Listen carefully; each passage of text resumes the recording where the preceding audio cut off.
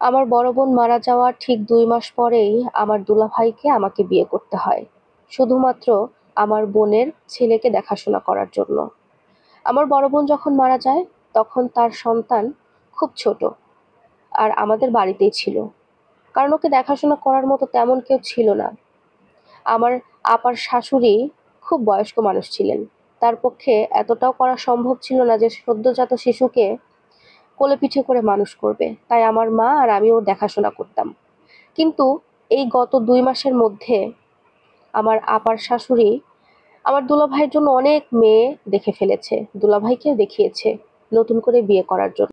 কিন্তু আমার দুলাভাই কখনো বাইরের কোনো মেয়েকে বিয়ে করতে চায়নি। কারণ সে জানে বাইরের মেয়ে আসলে তার সন্তানটা সেভাবে মানুষ হবে না। সেই ভালোবাসাটা পাবে না মায়ের। তাই দুলাভাই সবসময় চেয়েছিল যদি বিয়ে করতেই হয়, ছেলেকে মায়ের সুখ দিতেই হয় তাহলে আমাকেই বিয়ে করবে। আমি ওর খালা, আমি ওর মা হব। তাই দুলাভাই অন্য কাউকে বিয়ে করার জন্য রাজি হয়। আমার দুলাভাই আমাকে বিয়ে করার ব্যাপার নিয়ে তার মায়ের সাথে অনেক ঝামেলা করে। শেষ পর্যন্ত আমাদের বিয়েটা হয়ে যায়। বিয়ের দিন বাসর ঘরে আমার দুলাভাই আমাকে বলে ফেলে, তুমি যদি না চাও আমি তোমাকে কখনো স্পর্শ করব না। কিন্তু আমি ভাবলাম এই মানুষটাকে বিশ্বাস করা যায়। কারণ সে যখন আমার দুলাভাই ছিল, আমার বোনের হাসব্যান্ড ছিল, সে কখনো কোনো মুহূর্তে আমার দিকে কুনজরে তাকায়নি।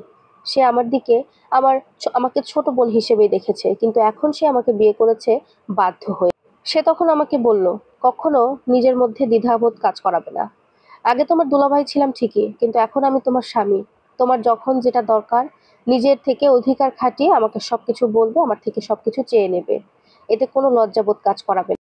তবে তোমার কাছে আমার একটাই চাওয়া থাকবে, তুমি আমার এই সন্তানটাকে নিজের মায়ের মতো করে, নিজের মায়ের স্নেহ দিয়ে, নিজের সন্তানের মতো করে ওকে ভালোবেসে বড় করো। সেদিন রাতে আমার মনে হয়েছিল এই মানুষটা আসলেই ফেরেশতার মতো মানুষ। আমার বোনও আমাকে অনেক আগে অনেকবার বলেছে যে, জীবনে কোনো একটা পুণ্যের কাজ করেছিলাম বলেই তোর দুলাভাইয়ের মতো মানুষকে আমি আমার স্বামী হিসেবে পেয়েছি। বিয়ের ঠিক ২ দিন পরে আমার শাশুড়ি আমার ঘরে আসে। এই ২ দিনে সে আমার সাথে একটা কথাও বলেনি। কিন্তু কিছুদিন যেতেই আমার স্বামী এবং আমার মধ্যে কোনো ঝামেলা তৈরি করতে না পেরে সে আমার ছেলের সাথে ঝামেলা তৈরি করে দিত।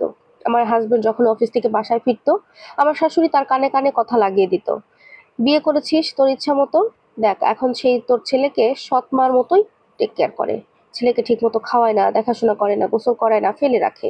নানান ধরনের কথা আমার স্বামীর কানে ঢালতে থাকে। কিন্তু আমার কাছে সবসময় মনে হয় আমার বোনের আমানত রয়েছে আমার কাছে। আর আমি যতটা টেক কেয়ার করি এই সন্তানের, একটা মেয়ে সত্যিকারের পেটে থেকে জন্ম গ্রহণ করালেও সেই সন্তানের প্রতি এতটা যত্নবান হয় না।